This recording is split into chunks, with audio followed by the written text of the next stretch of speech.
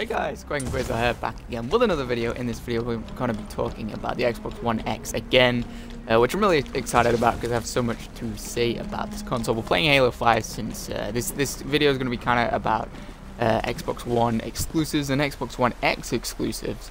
So I figured this, being an Xbox One exclusive and an Xbox exclusive title, it would, make sense and be, pretty relevant out of all of the games that I could play right now. And what I'll be talking about in this video is actually, in fact, the reason that no Xbox One X exclusives is a good thing. I've seen, I wouldn't say a lot, but I've seen quite a few, like not the majority, but I've seen quite a few people commenting on the fact that, that there really aren't, well, there isn't any Xbox One X exclusives, and people have been saying that it's not a console because of that, like it's a halfway console, or it's a semi-console, that it's not actually, it doesn't actually stand as a console simply because it hasn't got exclusives. And I'm going to be talking about in this video why it's a very, very good idea that they didn't put any exclusives in this, because from the start it's not actually meant as a whole brand new Xbox. It's meant as like a properly upgraded Xbox that's going to stand the test of time, as opposed to just the Xbox One or PS4 or Xbox 360 or PS3 that lasts a set amount of years and then it's just irrelevant and no one cares about it, because that was a stupid cycle. And Xbox One X really is going to be the catalyst that breaks that cycle. It's really going to be the thing that breaks that cycle. And one of those things, one of the ways that it's going to break that cycle is by not having any exclusives. And the reason this is great is because one of the driving forces, one of the main things about Microsoft, and one of the amazingly smart business decisions and business aims and sort of company strategies that we've seen from Microsoft, and that they've very openly admitted to, is that they want to bring every platform together. Every platform meaning Windows, meaning Xbox One, meaning Xbox One X, Xbox One S. They want it to be a complete library of platforms. They don't want one elitist society, or not necessarily elitist. That kind of makes out that Xbox One X people are going to be, players are going to be negative, but they don't want one, group of people that's going to benefit massively, not be able to play certain games, not be able to play, say, alright, let's take Halo for example. With Halo 5, obviously they decided to put that only on next gen, which makes sense because it would be wasted on the last gen consoles, and it wouldn't be able to run very well, and it would be a really dumb idea to try and fit it into the last gen consoles, like some companies and some like Sony and Xbox have tried to do. Kind of with other games in the past, and like companies have tried to do with other games in the past, and it really just didn't work that well. So that's not a good idea, trying to fit it onto the last gen consoles. But at the same time, people that were stuck on last gen consoles, I was stuck on last gen consoles for a few months before I actually got one. Like a few months into the launch of Halo 5, I still had a last gen Xbox, obviously Xbox 360, which is obviously last gen. And the problem with that is these huge fans of certain game, maybe of Halo, oh, I'm about to get wrecked, maybe of Halo, maybe of Gears of War is another example.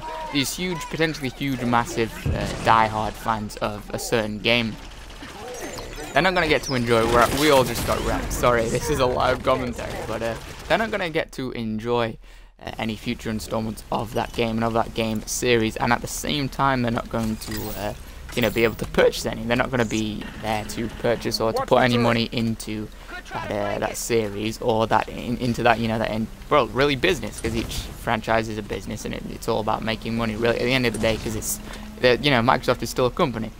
So the fact that new console generations completely cut off these mass amounts of players, it's so dumb, it's so stupid. These console generations, they really do nothing good for gamers, because they just cut people off. Like I said, it's one elitist group of people that are lucky enough to have a next gen console, and the majority of people that can't pick up a next gen console when it launches, or even when even a year into it. I know a lot of people, especially kids or like teens, they won't have enough money, because I've been a kid, I've been a teen before. They won't have enough money. We don't have enough money to just go out and purchase, a brand new goddamn Xbox One when it first comes out. Adults do, with their own disposable incomes, but most people, majority of people, do not.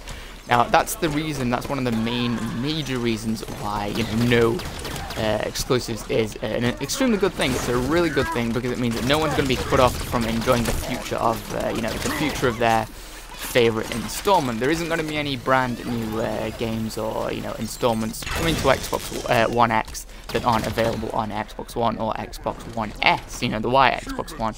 There isn't going to be any sort of exclusivity, and obviously in the future they might make a future Xbox that will be like that, but I don't think they will. I think they're probably just going to sort of release upgrades or upgraded versions of the Xbox One X at some point. They've sort of hinted at that in Phil Spencer's E3 speech. They sort of hinted at that sort of tactic and business strategy. But even if they do, we're set for quite a few years of no exclusivity. Like I said, exclusives are generally, exclusives between different console generations. They're never a good thing because it just cuts people out that would otherwise spend a lot of money on. Oh, I just got wrecked.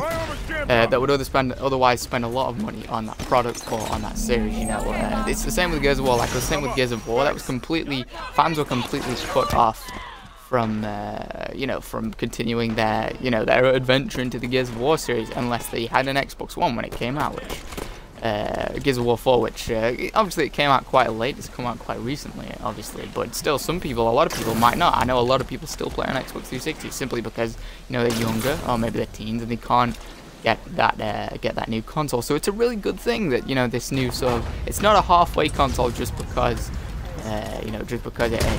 it doesn't have any exclusives or just because it doesn't cut people off. It's a really good thing because it means not only does it mean that people are going to be able to enjoy these games that otherwise they wouldn't have been able to enjoy, it also means that player counts are going to be massive.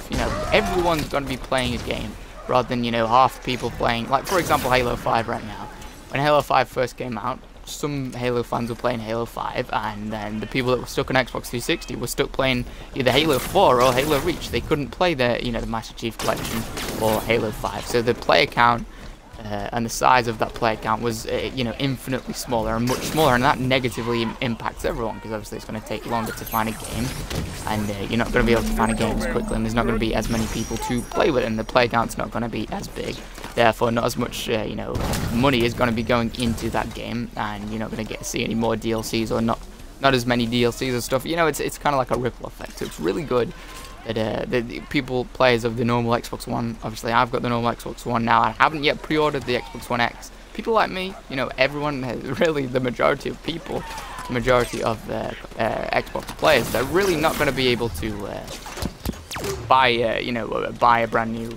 Say if the Xbox One X wasn't a brand new Xbox, wasn't like a non-exclusive Xbox. If it was a brand new Xbox, rather, people just wouldn't be able to get it straight away. Some people would, but a lot of the players just wouldn't be able to get it straight away, and therefore, a lot of them wouldn't be able to play the new installments of their favorite stories and favorite games and favorite franchises. So it's a really good thing. Really good fact that no one's going to be cut off because of this is oh wow, that's a lot of enemies around there. It's really good that no one's going to be cut off because of the Xbox One X. Everyone's going to be able to play the new games, whether it's Halo 6 or the next Gears of War, or even not Xbox exclusives, even games like Assassin's Creed Origins, for example. You can play it on a normal Xbox One fine. It's going to look awesome, it's going to play awesome, feel awesome, and obviously it's going to be really good. Obviously it's not going to look anywhere near as good as it does on Xbox One X, but it will still look really cool, and people will be still be able to enjoy a very awesome experience, and still be able to enjoy an experience without having to be cut off at all and cut off from enjoying it.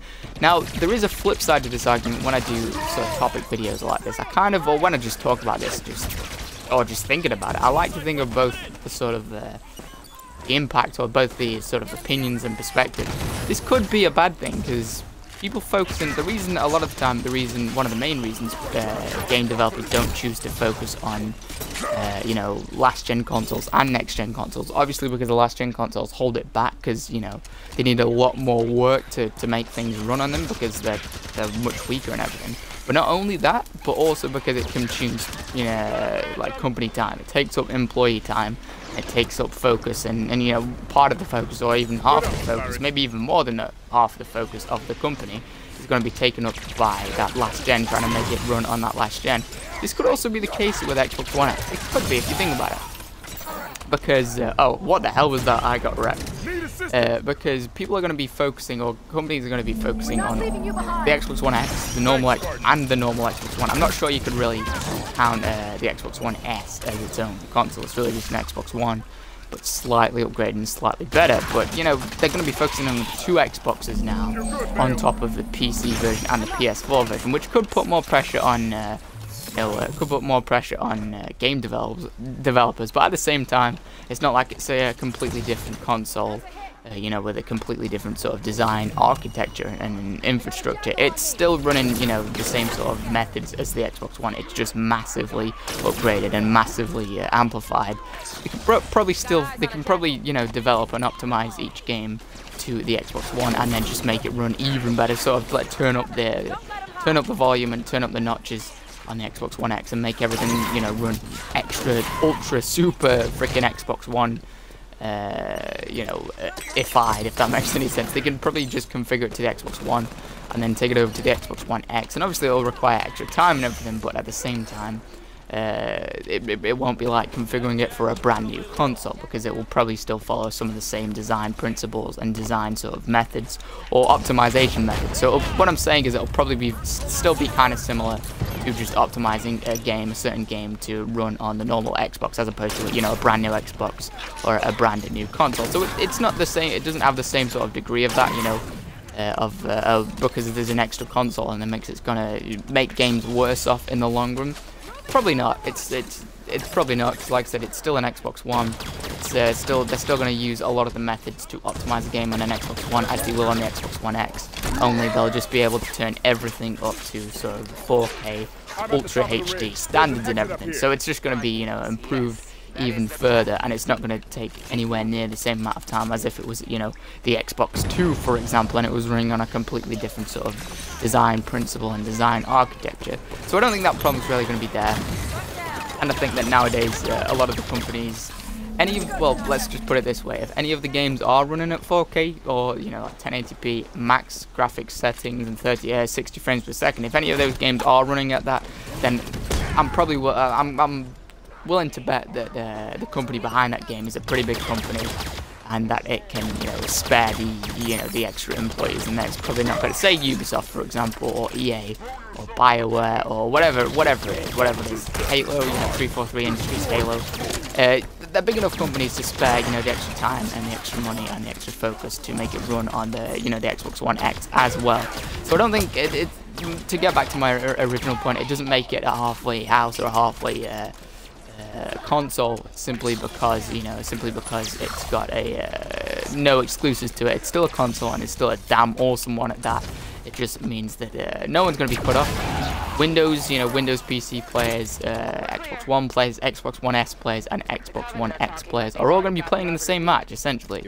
Apart from, maybe not from Windows players. On some games, it will support, you know, PC and Xbox crossplay, but my point is everyone's going to be united.